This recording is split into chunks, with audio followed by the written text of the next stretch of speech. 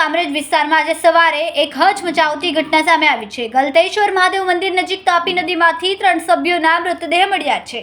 પોલીસે ઘટનાની હૃદયદ્રાવક ઘટનાની સ્થળે પહોંચીને તપાસ હાથ ધરી છે। સુરતથી 5 વ્યક્તિઓ અહીં ફરવા માટે આવ્યા હતા, જેમાંથી એક જ પરિવારના 3 લોકોના મોતથી આ ઘટનાને દુર્ઘટનાની સાથે સામૂહિક આપઘાતની દૃષ્ટિએ પણ પોલીસ દ્વારા તપાસ હાથ ધરવામાં આવી છે।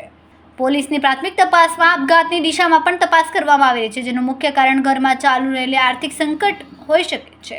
આવી આશંકા છે કે જીવનની મુશ્કેલીઓથી ત્રાસી જઈને આખા પરિવારે જીવન ટૂંકાવવાનો કડવો નિર્ણય લીધો। કામરેજ પોલીસ સ્ટેશનની ટીમે વિગતે તપાસ કરવામાં આવી છે। આજરોજ તારીખ 18/4/2025ના રોજ એક જાગૃત નાગરિક દ્વારા કામરેજ પોલીસ સ્ટેશને જાણ થયેલ કે ટીમ્બા ગામની સીમમાં આવેલ તાપી નદીના બ્રિજની નીચે તાપી નદીમાં એક ડેડ બોડી પડેલ છે। જે બાબતે ઘટના સ્થળે કામરેજ પોલીસ તાત્કાલિક પહોંચી જઈ બોડી ફાયરની ટીમ દ્વારા બહાર કઢાવતા એક મહિલાની લાશ મળી આવેલ।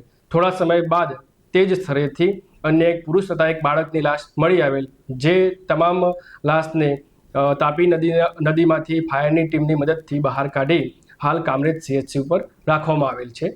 સદર બાબતે તાપી નદીના બ્રિજ પરથી મરંજનાના બાઇક તથા ચપ્પલ મળી આવેલ છે તથા તેઓ પાસેથી મળી આવેલ પર્સમાંથી મળેલ આધાર કાર્ડ તથા અન્ય ડોક્યુમેન્ટના આધારે મરંજનાની ઓળખ કરતા સદર મરંજનાનું નામ વિપુલભાઈ રવજીભાઈ દેવગણિયા પ્રજાપતિ, મૂળ રહે ભાવનગર જિલ્લો તથા હાલ રહે ચોક બજાર સુરત સિટીના હોવાનું જણાઈ આવેલ છે તથા અન્ય 2 ઈસમો સદર મરંજના વિપુલભાઈના પત્ની સરિતાબેન વિપુલભાઈ તથા એમનો દીકરો વ્રજ વિપુલભાઈના જેની ઉંમર છે 12 વર્ષ હોવાનું જણાઈ આવેલ છે।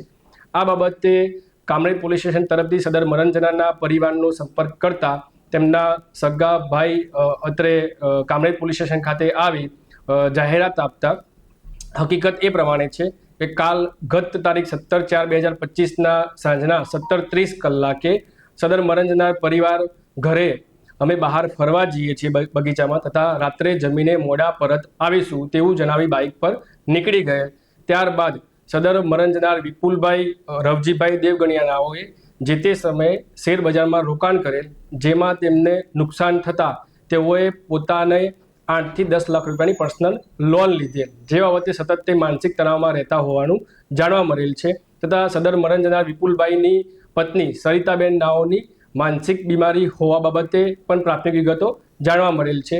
આમ સદર પરિવાર આર્થિક તંગીના કારણે તાપી નદીના બ્રિજ પરથી કૂદી ગઈ આત્મહત્યા કરેલ હોવાનું પ્રાથમિક દ્રષ્ટિએ જણાઈ આવતા સદર બાબતે કામરેજ પોલીસ સ્ટેશન દ્વારા અકસ્માત મોતનો ગુનો દાખલ કરી આગળની તપાસ હાથ ધરી।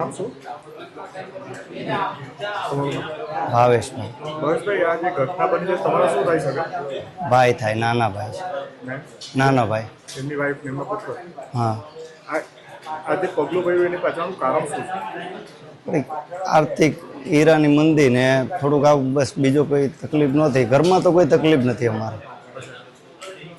એટલે તમને કોઈ વાત કરેલી કે મને આવી તકલીફ છે? નહીં, ઘરમાં કોઈ તકલીફ નથી। આજે વિપુલભાઈ છે કેટલા વર્ષ અગાઉ સુરત આવેલા અને કઈ રીતે? અમે જન્મ જ અમારો સુરતનો છે। લોન લીધી હતી ને હવે એ ઇસ્યુ બહુ દર્શાવવા લાયક નહોતો, કેમ કે એનું કારણ હતું કે ભાઈ એ તો કોઈ નડે એવું નહોતું અમને ને એને કોઈ એવી બીક નથી। એમના પત્નીને કોઈ એવી માનસિક બીમારી હતી? હા, થોડીક માનસિક તકલીફ હતી। દવા ચાલતી હતી? દવા ચાલતી હતી। ત્યારે આમ અગાઉ ક્યારે વાત કરેલી કે મને આવી તકલીફો છે આ છે એવું કંઈ? નહીં, એણે આ માનસિક તકલીફની તો અમને ખબર જ હતી દવાના આના ઘરનાની। ગઈકાલે ઘરથી નીકળ્યા તો શું કહીને નીકળેલા? ઘરેથી એમ કહીને નીકળેલા કે અમે ગાર્ડનમાં જઈએ છીએ ને રાતે કે અમે જમીને આવશું એવું કીધેલું। ક્યારે જાણ થઈ આપને આવું? આ જાણ અમને મારા પપ્પાએ રાતે 11:30 ફોન કરેલો કાલે, ત્યારે અમને ખબર પડી ને ખબર પડી એટલે હું તરત ત્યાં ગયો।